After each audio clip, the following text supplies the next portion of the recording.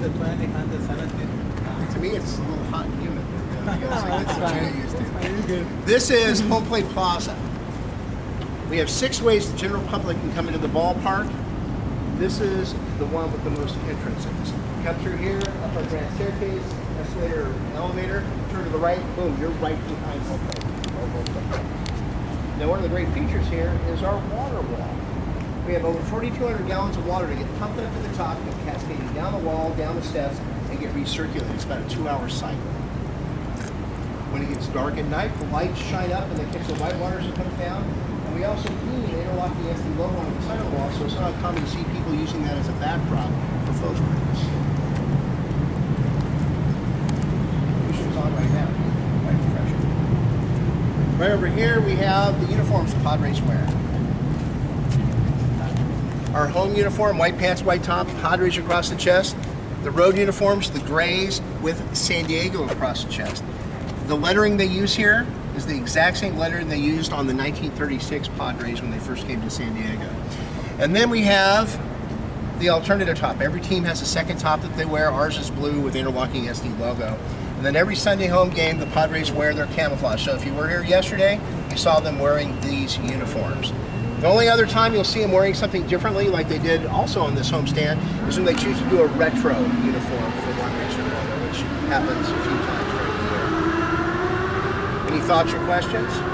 So they don't have problems with water restrictions over here? Well, I mean, we're in a semi-arid area.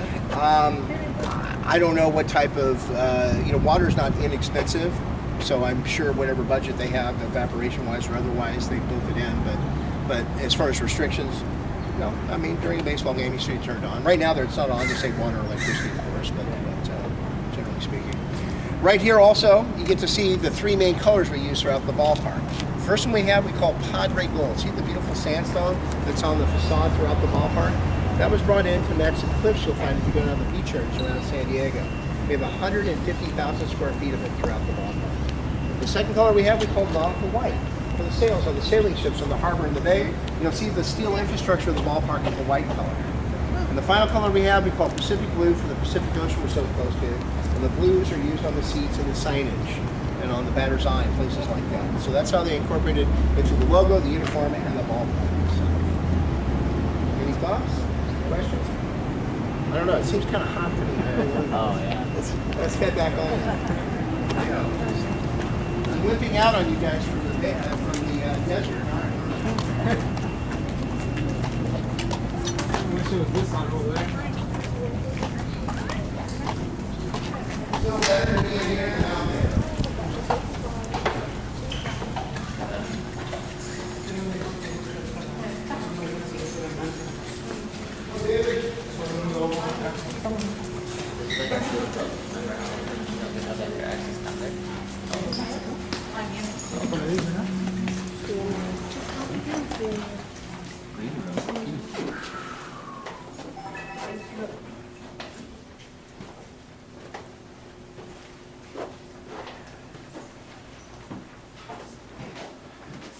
Everybody in?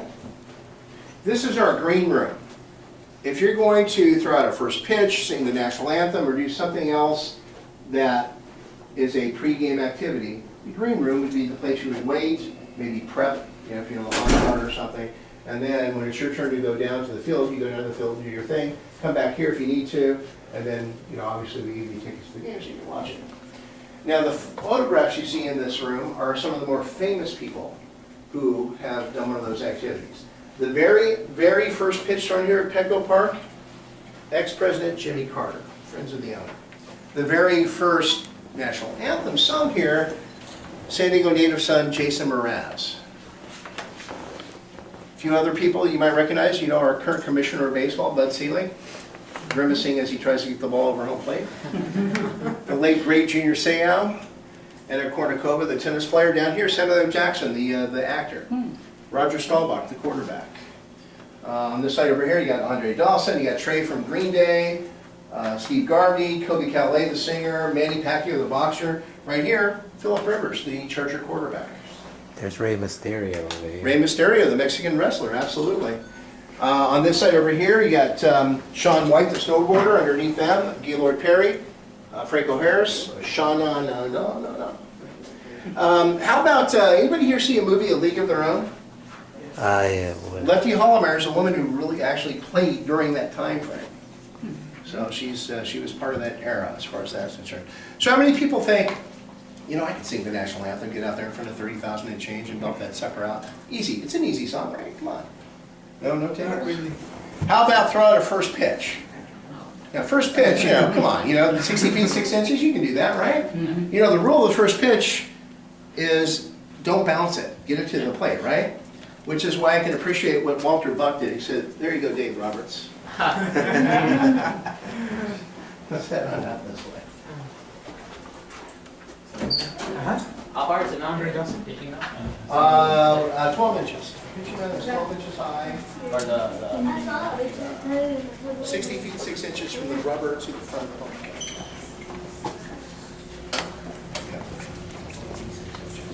We're going to head this way.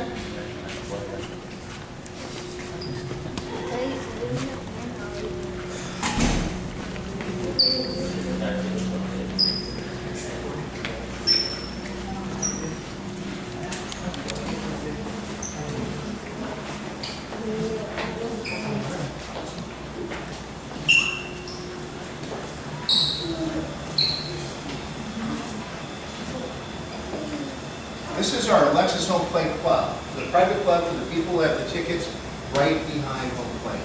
There's 224 of those seats, and the face value per ticket, $595 per ticket. Just went up this last season. So, yeah, and the people who have these tickets have to buy all 81 games. So even with the discount, you're still spending over $30,000 per seat per season.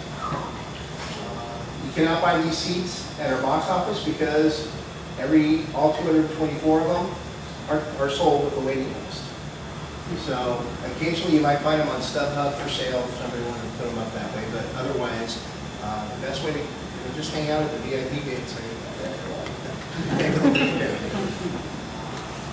Now, if you have one of these tickets, you get valet parking, and once you're through the doors, all the food and beverage is included in the price of the ticket. So at least you're not paying for food, tips maybe, but the food's well parked. Now, once they go through these doors, there is available first come, first served private dining area. You see the wine cellar, this is the bar, you see the draft beers they make available, and trust me, it's all top shelf alcohols as well. There are also lockers, 60 on both sides for a total of 120. If you have anything of value you don't want to carry with you, lock it away. You know, if you have a purse, a camera case, a backpack, maybe merchandise you purchased, and know it's safe for the duration of the game. Now behind me is the all-time Padres team that's voted on in 2004. The closer, Trevor Hoffman, who played most of his career as a Padre. Of the 601 saves, 552 were as a Padre. 2 were as a Marlin, and the balance were as a Brewer. The catcher, Benito Santiago, the 1987 Rookie of the Year as a Padre, still holds the rookie record for consecutive games with hit at 34. Next two are Hall of Famers Dave Winfield and Tony Gwynn. Dave Winfield went to the Hall of Fame in 2001, the first player to go in as a Padre. When the Padres drafted him, he came straight to the Major League Club, did not take one at bat in the minor leagues. When they drafted him, he was also drafted by the Minnesota Vikings in the NFL, the Atlanta Hawks in the NBA, and the Utah Stars in the ABA. The only man to be drafted by 4 separate sporting leagues. He is currently a senior vice president for the Padres and one of their advisors. And then we have Tony Gwynn, the other Hall of Famer. Now, Tony Gwynn played his entire 20-year career as a Padre. And in that 20-year career, besides the Gold Gloves and the batting titles and things of that sort, I already went through that with you, right? Pretty amazing, huh? He also played his collegiate baseball at San Diego State University, where he's now the head baseball coach, coaching in a stadium they're called Tony Gwynn Stadium. The irony is that when he went to San Diego State, he didn't go there to play baseball. He actually went there on a basketball scholarship. He was a good athlete, played both sports, excelled at both sports. So not only was he drafted